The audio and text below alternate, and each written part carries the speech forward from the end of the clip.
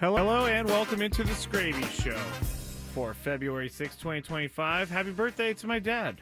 He's not listening right now, but I will send him this little segment, and it will be proof that I said happy birthday to him. I hope everyone's doing well out there tonight. I am in the middle of a crisis, and I just entered this crisis. I was watching the NFL Honors, and it was on NFL Network, and now I cannot. I was on NFL Network and it told me, hey, you can't watch this channel anymore because it's not available in your area. And so now I'm trying to find it. I can't find it anywhere. I have no idea where the NFL Honors are. It's not on like the main channels. It's not on ESPN. Stanford at Notre Dame's on ESPN. Is this real? It says, sorry, this program is not available in your area. I have no idea what's going on. This is very annoying. I'm going to have to figure this out in the break because I was looking forward to at least seeing it in the background as I was doing the show. But now I don't even have it on TV. This is upsetting, everyone. This is very upsetting. Because if you're going to have the NFL Honors, you got to put it everywhere for people to see. You got to put it on like the main channels, right? I don't know why they don't have them on the main channels. I'm looking. CBS, no. ABC, no. Fox? I don't think so. Maybe Fox? I don't actually know where Fox is on DirecTV, so this is not very good radio, but you're used to that by now if you listen to this show. All right, I'm going to have to figure this out because this is stupid. I just got to say. Let me see if the chat has any sort of things to tell me about this. Someone says third world problems. That is true. It is third world problems. First world problems, really. But I cannot find it. Okay, I'm going to get over this for at least 10 minutes, and then we are going to figure this out during the break because this is quite annoying. I was really looking forward to this, but anyway. All right, I'm going to have to figure it out later. Sorry. If some sort of award comes down, I will let you know, but apparently I'm not able to watch that. If you can't tell, I'm just a little annoyed by this whole thing because I thought it would be on NFL Network, which is now not locally available. Anyway, we'll figure this out in a second. All right, tonight we're going to talk about what happened today at the owners' meetings with the Padres. We'll talk about that. We also will talk about why the Super Bowl ticket prices are falling. And I think the article that I was reading had a really good explanation of why they think that the ticket prices are falling. Also, we're going to talk about Ryan Day's contract. And if we get to it at the end, we'll talk a little bit about the new Fox or the Live Golf schedule on FS1 and FS2. But we'll start with the Padres, and we'll start with the news of the day. And that would be that MLB owners approved John Seidler as the control person of the San Diego Padres. And this was expected. This is not anything new. This is not something that comes out of left field. John Seidler was named as the control person as long ago as I can remember. He was the first name that I saw as the guy who was going to take over. So the owners have approved this. They have, they're going to be moving forward. And also, and I know that no one is going to, I know no one is really thinking that the Padres were ever going to move, but I do know it was mentioned in Sheil Seidler's portion that there was at least discussion about moving with the Seidler brothers. But they're saying from the meetings, Rob Manfred has said that quote, there has not been a single word or whisper of relocation in the context of the San Diego Padres. San Diego's a great market with a great facility, not a realistic concern. So my mind goes to two things. Number one, I'm going to believe it, and this is what I'm going to actually believe, is that it's not true. I mean, it would be so stupid for anyone to move this team out of San Diego. It would be dumb. It would be a terrible business move. It would be one of the worst decisions in Major League Baseball history. Maybe even the worst decision in Major League Baseball history. It's just like you can't move this team from San Diego. Number one, fans are paying money. buying merchandise, going to games, buying the subscription package, all of that. So money is not an issue with this team. Not to mention, I have not seen the books, so I don't know the actual financials, but I would have to think with everybody I know that's spending money on the Padres, that at least they're doing okay. And I would think that someone coming here to move this team would be a bad business person. And I don't think that person exists. Because if they're at the point where they're owning a team because they're so rich, they've probably made the right decisions in their life. It would be a disaster of a decision. So I'm not going to even really spend any time much more on this because it's not going to happen. But the other thing is what I said or saw on Twitter. If Rob Manfred's saying this, should we worry about it? Because Rob Manfred, might just say things to get people happy and then other things happen down the road that contradict what he said. I don't believe that either. I think Rob Manfred knows that they're going to be staying in San Diego. I don't think Rob Manfred has any reason to lie here. So when I titled the YouTube for Gwen and Chris, Padres aren't moving anywhere, people were very surprised that I titled that. But there was at least some sort of rumor out there that was addressed, has been closed. So we don't have to worry about that, and I never thought we were going to have to worry about that. But, hey, we have to talk about it because it was something to talk about. Now, Rob Manfred also said while he was talking to the media that he's, been aware of the whole thing with the Padres, and he's been aware of what's going on with the Padres, lawsuit situation. And he actually, he says that, I want to make sure I get the right wording on this. And I'll just read the quote from Rob Manfred. "We have an estate plan, a succession plan that Peter filed, clear and written what he intended, and we followed the process that is laid out in the plan. That is the trustee appointing a successor control person. We're looking forward to continued stewardship of the Padres by a member of the Seidler family. That is really non-controversial." And he started it. "We approve John Seidler to be the control person of the Padres once he becomes a trustee of the Seidler Trust." So Rob Manfred saying that, and this is the first time I've actually heard it or read it, but I guess the commissioner of baseball, Rob Manfred, saying that Peter had filed a succession plan with them, and they are following that.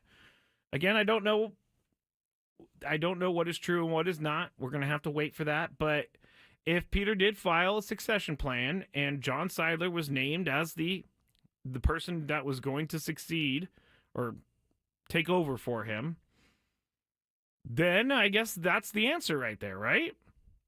I don't really know when the plan was filed. I don't know if it was filed right before his death or a couple years before his death. I don't know how many times Peter Seidler amended this whole thing.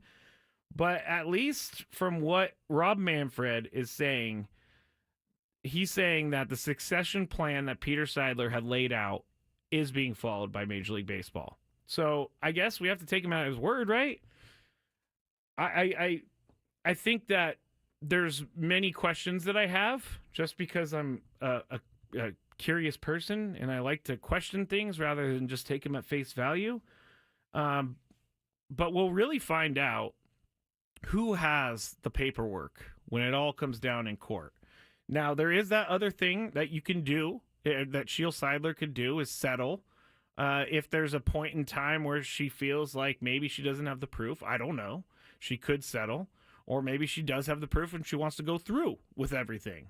And so this really doesn't change anything in regards to that because this was expected.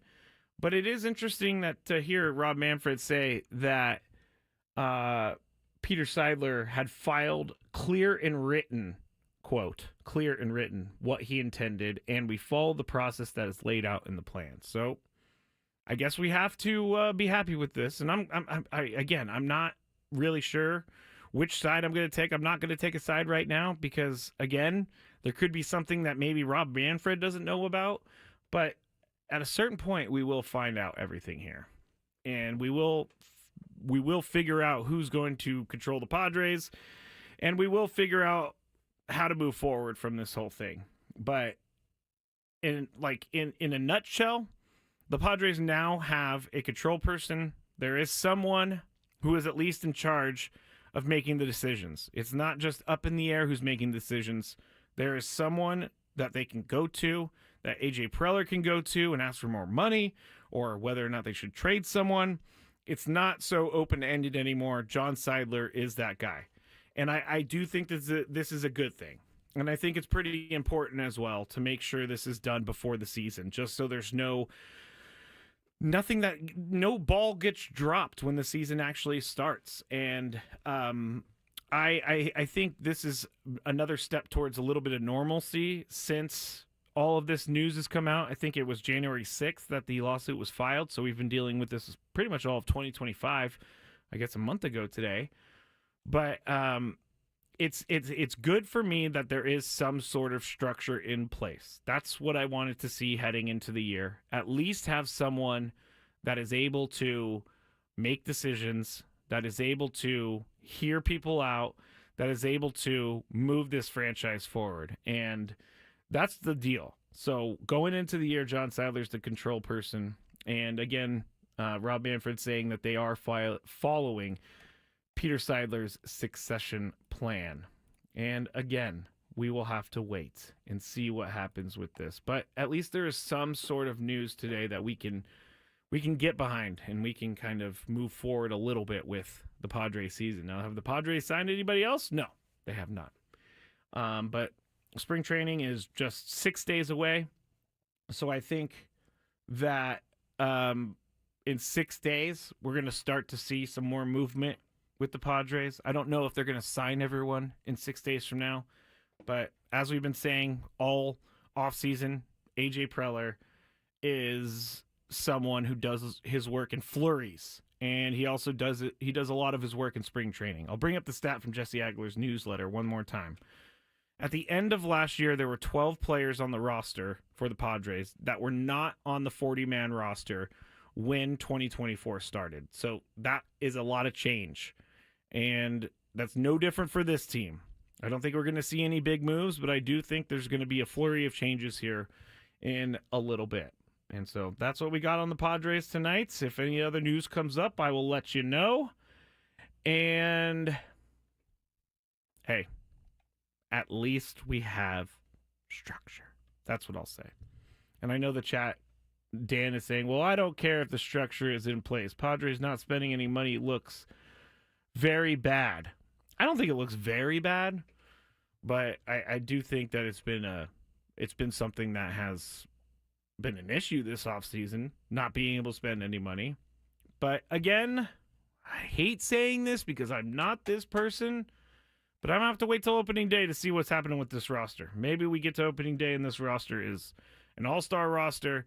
They bring in some guys. We're all happy. We can all go into the season thinking that the Padres are going to do what they're supposed to do and make the playoffs. I still think they could do that. They still do have a good core.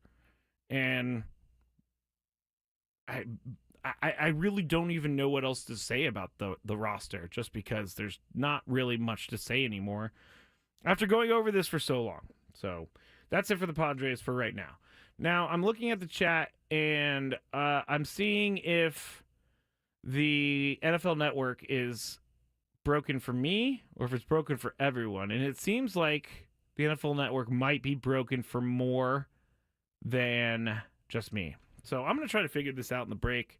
We're going to try to figure out why the NFL Network is blacking out San Diego, or at least this studio right now. And we'll also talk about why those Super Bowl tickets are going down in price. So just getting started on the Skraby Show. Back shortly, 97.3 The Fan.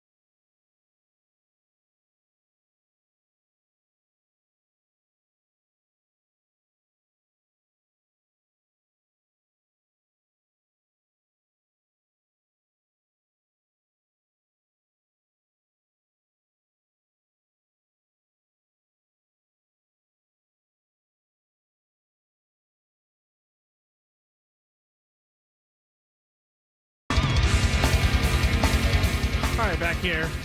Odyssey Palace, 97.3 The Fan. Matt Skraby, The Skraby Show. You can watch us on YouTube. Just search 97.3 The Fan. Or you could go to Facebook, or you could go to X. I have it up at Matt Skraby, MattsKrab as in boy Y, or 97.3 The Fan SD. All right, so I have figured out this NFL honors situation.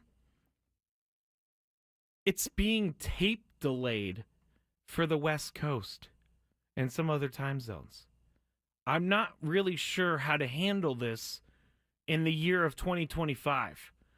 We are a society of instant news and surprise and intrigue and drama. Tape delaying does not create drama. So I guess it's going to air around 9 p.m. here locally. 9 p.m. Eastern. No, that's 8 p.m. Central Stream. The program will not air live in all time zones. It's going to be later tonight after it's already done, after we already know who won the thing. So this is, and apparently I was looking on Reddit, and there was a post from 5 years ago saying that the NFL honors was tape delayed.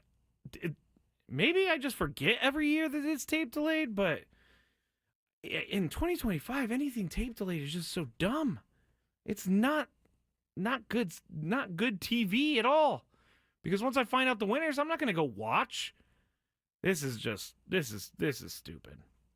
This is where the NFL doesn't get it.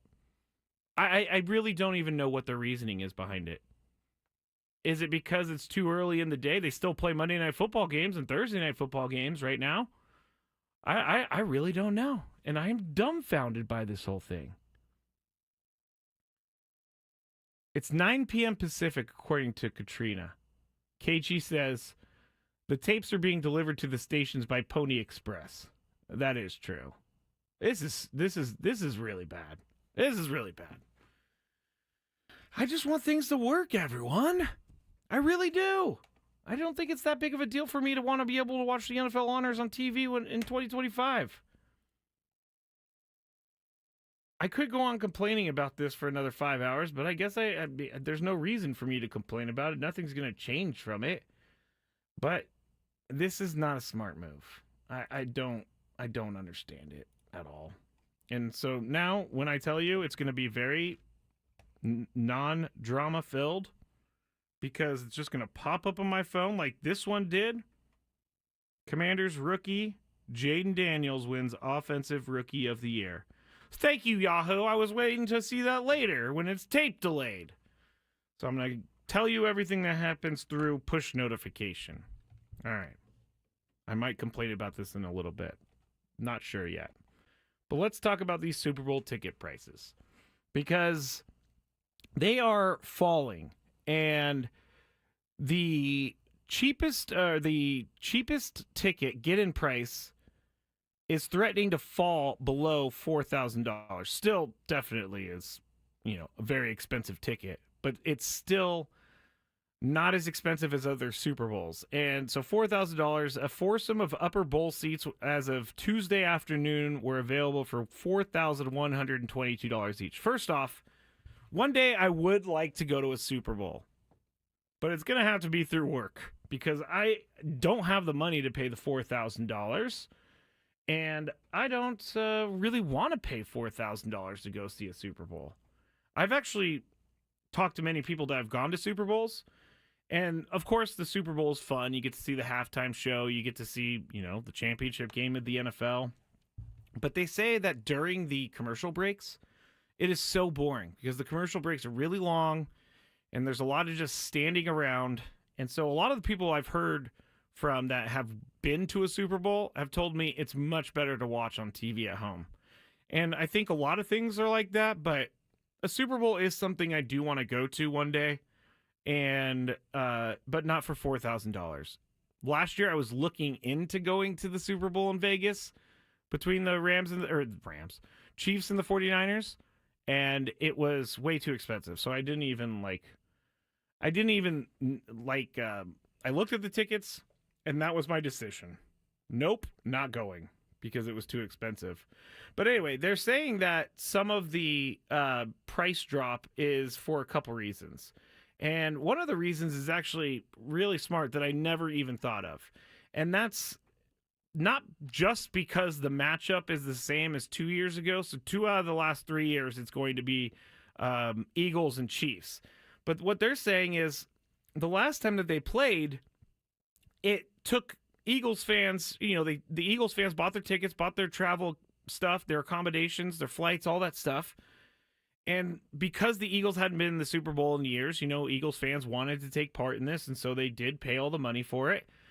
But they're saying that maybe those fans that came to the Super Bowl 2 years ago, the Chiefs or Eagles fans, just don't have either A, the money to do it, or B, they just don't want to do it again.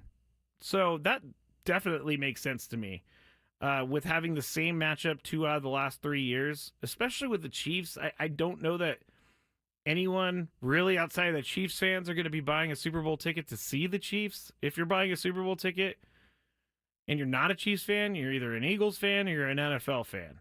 But I think this is probably more spot on than I would have given it credit for before I read it, because if you think about it, like some teams go 30 years before they get back to a Super Bowl. That fan base is definitely has saved up its money by then to get back to an actual be in person at a Super Bowl. But $4,000 is just not something I am interested in. Also, the hotel costs have gone crazy in New Orleans.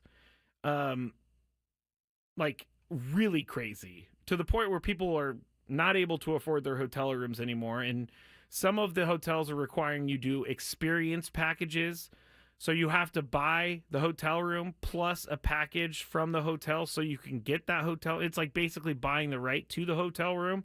Also, they're requiring more multiple night commitments during the events. So instead of just being able to show up on Saturday and stay in a hotel room and then leave Sunday after the game, you have to stay more than one night. And some of these hotel rooms are, like the cheapest hotel rooms are $800 to $1,000 a night, which is insane. I mean, I don't know how these people afford it. I've been working for a long time, and I know I definitely can't afford it. And I believe this is our Saints fan in the chat. Matt, remember, it's also close to Mardi Gras season. That is also true. Swifties are going to buy. That brings me to my next thing, because they're also, not that the ticket prices are going down, but there have been an increase in price on, say, the suites that are there for celebrities and anybody who's rich that can afford a suite at the Super Bowl. And specifically, the suites that people are looking at are the ones with either a view of Taylor Swift or a view of President Trump, because he's going to be at the game. So I'm not sure why you would pay a bunch of money in a suite. I guess if you have it, why not? But to just look at Taylor Swift, that's a little strange to me, I have to say. She's not performing or anything, which the NFL would probably love for her to perform the halftime show. That would be great. But I don't know that she needs to. And I don't know this for fact, but I'm pretty sure if the artist does not get, I think they don't get paid for this. They get a budget, but they don't get paid because the exposure is your payment. Usher last year said his Spotify listens went through the roof after his Super Bowl.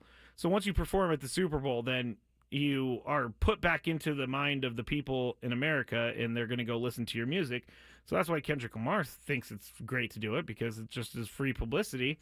I know a couple years ago, or more than a couple years ago, The Weeknd did it, and The Weeknd actually put his own money into the halftime show on top of the budget that he got so that he could make sure it was a good show.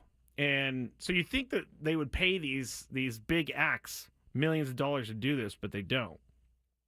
I mean, some people might even be buying the ticket for Kendrick Lamar. Who knows? But those are just a couple reasons, and mostly the reasons that the ticket prices are falling is because they're just too expensive and people aren't willing to pay it. Also, that is true about the Mardi Gras season, because Mardi Gras season, I know a lot of people spend a ton of money during Mardi Gras season, and they just can't waste the $4,000 that they have on a Super Bowl ticket. But if you have been to a Super Bowl or something, let me know in the chat. on YouTube, or you can tweet me at Matt Skraby. But right now, as of Tuesday, an average ticket, the lowest tickets are 4,000, but the average, and I don't really like to say the average because all of the suites and all that and the good seats are put into this, so they're marked up a lot. But the average ticket is $7,409, which I don't think is representative of all tickets, but I I ain't paying $7,409 to go to a football game, even if my team was in it. Now, if I had it, maybe, but I definitely don't have it, and I have much better things to spend my money on than a Super Bowl, because I could sit in my own house and eat my own food and use my own bathroom and not have to deal with drunk people. It's great. I don't really have any Super Bowl plans this year. I'm going to have to think and see what I'm going to do. I actually kind of like watching Super Bowls by myself.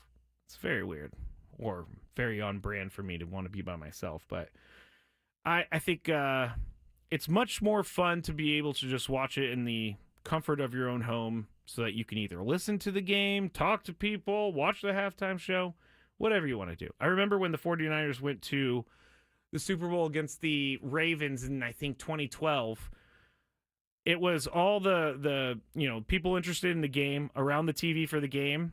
And then the deal was all the people that were watching the game had to get up and move during halftime, so all the people that wanted to see Beyonce could sit down and watch Beyonce, and then we switched back. So there's always something for everyone in the Super Bowl, but not for a ticket, not $7,400 on average. Okay.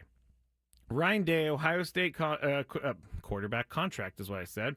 Ryan Day, Ohio State coach, gets an contract extension. We'll tell you how much and all that stuff. And I talked to an Ohio State fan a little bit earlier today, and I got their feelings on everything. So I'll share that with you when we get back. Also, Daily Gripe is on the way as well. So stick with me.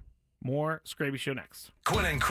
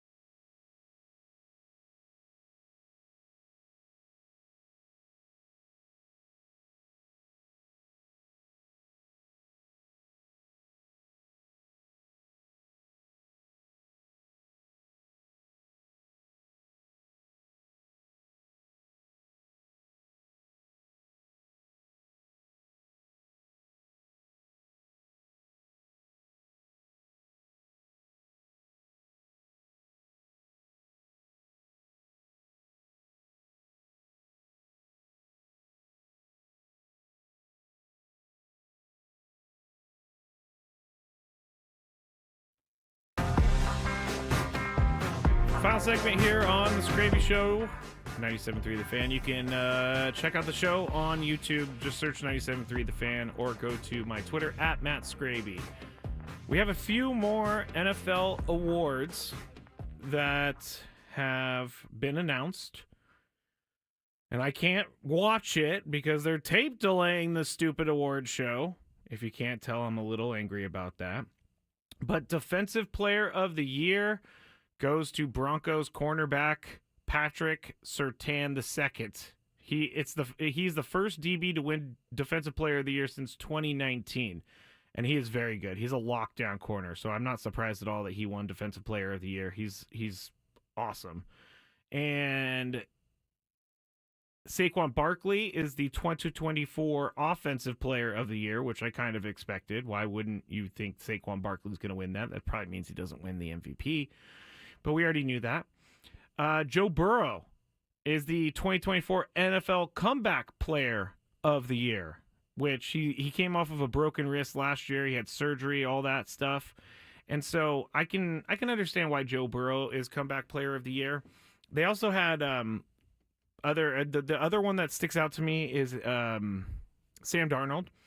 They had him up for Comeback Player of the Year, but I don't think Comeback Player of the Year, that's the spirit of the award. Like, just someone who was a backup last year and then this year they were a starter. That doesn't really scream Comeback Player of the Year to me.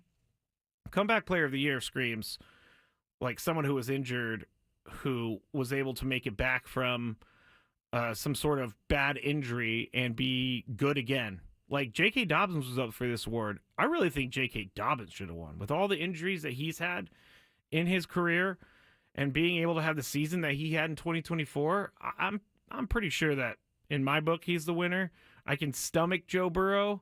Wouldn't have been able to do Sam Darnold, but J.K. Dobbins did a really, really good job this year coming off of another terrible injury. Katrina says, I think they count his wrist as the injury. You know, I get that. I definitely get that his wrist is the injury. But I can't say that he wasn't... his story wasn't better than J.K. Dobbins' story. I'm not Joe Burrow had a wrist issue. He had some surgery, worked his way back through it, had an amazing season, Joe Burrow did. But what J.K. Dobbins did coming back from, like, serious career-threatening injuries year after year... He's torn his Achilles a couple times. I believe he's torn an ACL. So I really think that he should have won Comeback Player of the Year. But they chose Joe Burrow. So that's it for now. I'm going to update you more as we go along, but nothing has been announced yet. So I was talking about the Ryan Day hiring. And then we're going to get into another thing that I really want to rant about because we didn't get to talk about it during Gwen and Chris, but Major League Baseball, outside of what they did with the Padres today, did something that I don't know that there's an explanation for. I don't think that this is representative of how people around baseball feel, but I'll tell you about that in just a second. Ryan Day, though, he was being crushed by Ohio State fans after they lost to Michigan. Just absolutely crushed. It was their second loss of the season. Some people thought they were even going to miss out on the playoff bracket, but they didn't. They got in.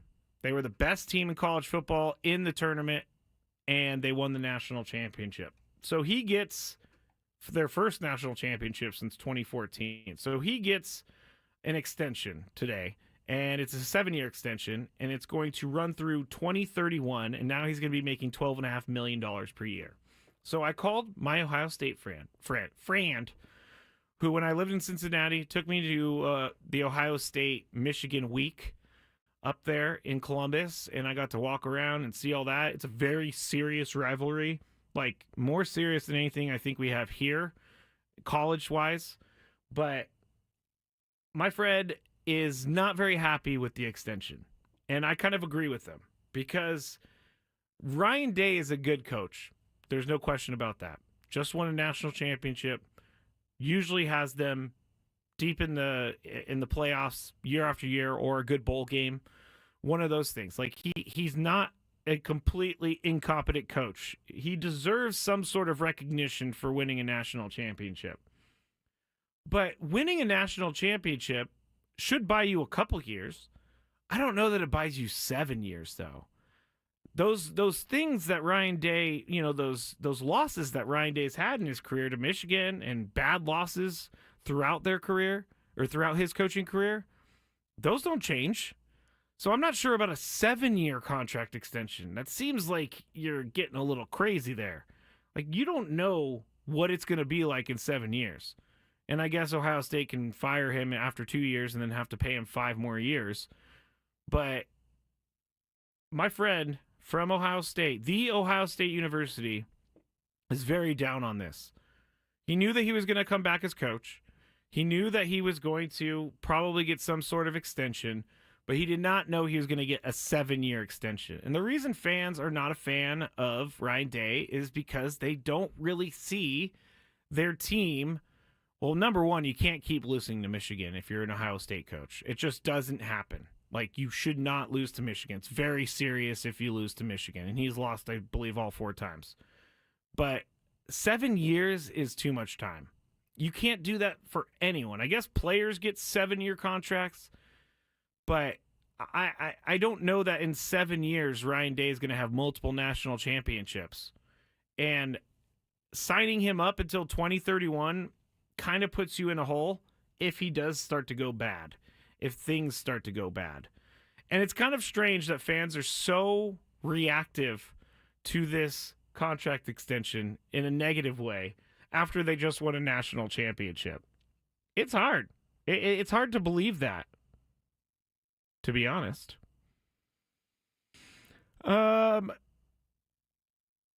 Mar has Franz, the chat says. Thank you very much. Even Joseph says, even if he wins the championship, them still losing to Michigan all the time. Yeah, they are.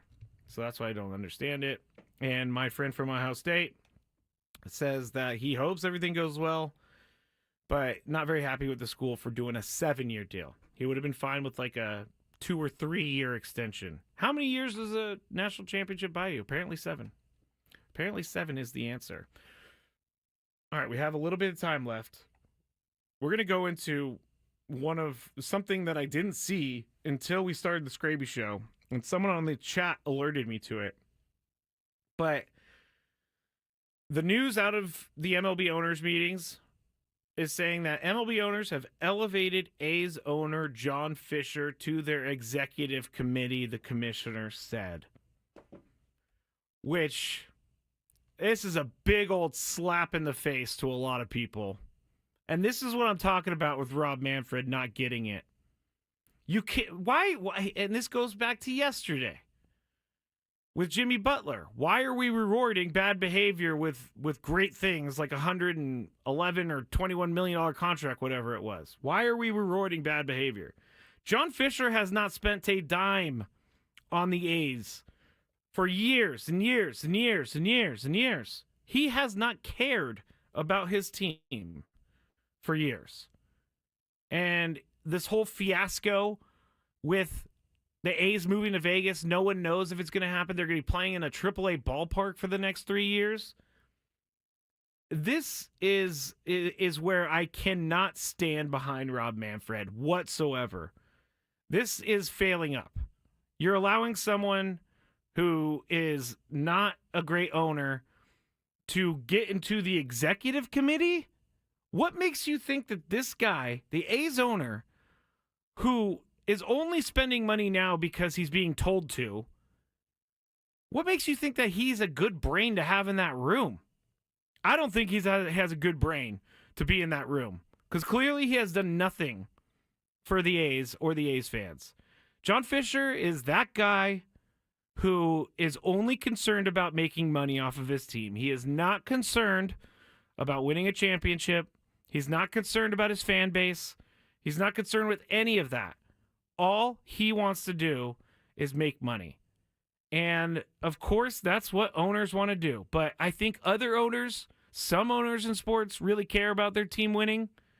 But putting him on the executive committee has me a little worried. It 100% has me a little worried about which direction Major League Baseball is going. Because that's not a guy I want anywhere near decisions that are being made for the betterment of baseball. Like, someone's asking me, is he worse than Dean Spanos? Maybe. I mean, they're probably the same. They're probably the same in my book, just because they really don't care. They just want to look good in front of the cameras and they want to make money. But to put John Fisher on this executive committee, I'm going to ask Tony tomorrow what an executive committee really does. Maybe it's just I don't know, maybe it's just some sort of big title. But if you look at all the comments, I love reading comments. I love reading comments because everybody's spot on. What a joke MLB is. Wow, even Failing Up fails to accurately describe this situation. MLB has become a complete joke. I don't think MLB realizes just how easy it is for people to quit the league and even the sport itself. They looked at what happened after the 95 strike and thought they'd like some more of that. One can both cherish memories of what was and loathe what something is now. Wow, that was a deep comment from a comment reply. The A's spent here's another comment that's kind of laying it out a little bit. The A's spent 2005 to 2016 focused on trying to move to Fremont. And I remember this because I went to college up there during that time.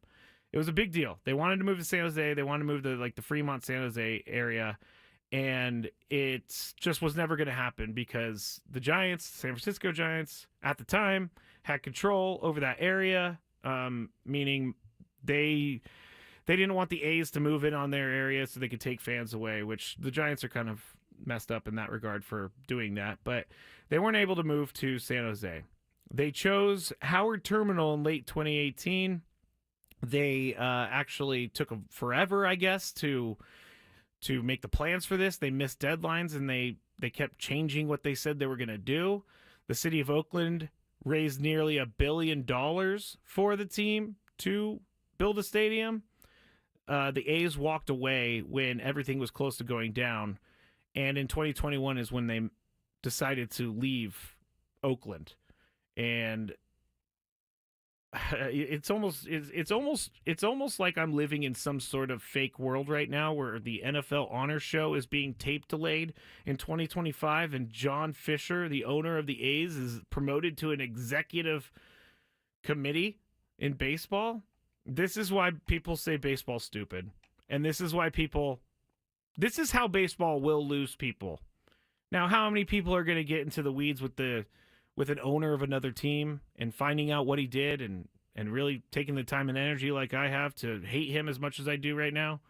But I think that this is a bad look, and it's a very clueless look. And Rob Manfred, this is proof as to why he doesn't get it at times. Like the time that he said, what did he say? He said the piece of metal or the piece of junk, or it's something about the World Series trophy just being a piece of metal. Like, he doesn't understand the players actually really try their entire career to get to that point, to get that. Rob Manfred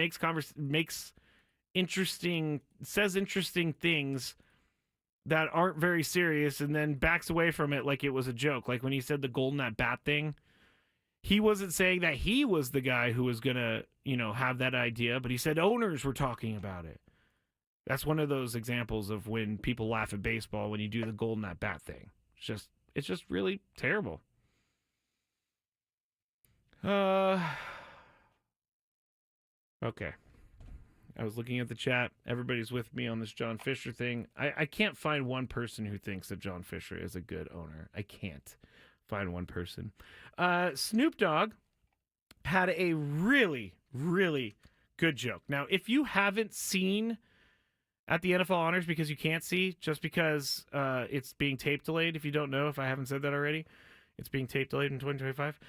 Snoop Dogg made a really, really funny joke about Bill Belichick's girlfriend. Sorry, I'm trying to find it. And Bill Belichick's girlfriend is very young, if you don't know.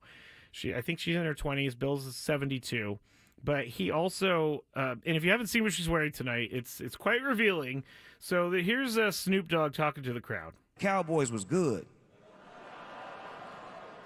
I remember back when the Chiefs was bad. And I remember, what was it? Bill Belichick's girlfriend wasn't even born yet. And then they show her on the screen, and I don't even really, honestly, I don't know why Bill Belichick's there, because he didn't have anything to do with the NFL this year. But the hardest part about hosting these things would be to make those jokes and just keep moving. I wouldn't be good at that. But Snoop Dogg already in the first couple minutes apparently making jokes about Bill Belichick's girlfriend, and I'm here for it. What's annoying Skraby today? Let's find out. It's time for the Daily Gripe. I'm looking on the chat right now, and Brandon said this whole Skraby Show is gripes tonight between the awards show and John Fisher. I don't know if that means you like the gripes or you're a little feeling down right now. Do I need to do like a positive gripe? I don't know. Here's my gripe for today, though. I hate doing laundry. I may have already used this one before, but when I was doing my laundry earlier today, I absolutely hate doing laundry. And it's not because it's hard or anything like that, but it's because it takes forever, and I hate having to hang things. I hate having to fold things. I hate having to put things away. If it were up to me, I would just pick my clothes out of the hamper every day, the clean clothes, out of the hamper every day, and just wear that and move on with my life. But that's not how it goes. I have to do my laundry, have to put everything away, and I also have to put everything away, too, because Lucky sheds over everything, so if it's on the floor or near the floor, it's going to have about 1.5 inches of Lucky hair on it, so I have to make sure it's off the floor and hung up. But I hate doing that. I hate making my bed. Making the bed thing is not terrible, but it's not my favorite thing to do. And one of my favorite things to picture when I'm having a bad day, someone showed me this years and years ago, is try and picture a T-Rex trying to make a bed if you're having a bad day. Because a T-Rex would have a really hard time making a bed with his little short arms. He or she, little short arms. It would be very difficult. So that's what I think about when I'm having a bad day, is how bad of a day a T-Rex would have making a bed. All right. That was a lot of complaining, but hey, it's where we went tonight. Tomorrow, we'll be back at it. Gwen and Chris are going to be talking about the Super Bowl. We have a countdown. We're also going to be talking about the Genesis Invitational. Ben and Wood start at 6 a.m. Annie and Nelson at 10 a.m. And I'll have another Skraby Show for you all tomorrow night. Thank you for joining me. Thank you for being with us here on 97.3 The Fan. Talk to you tomorrow.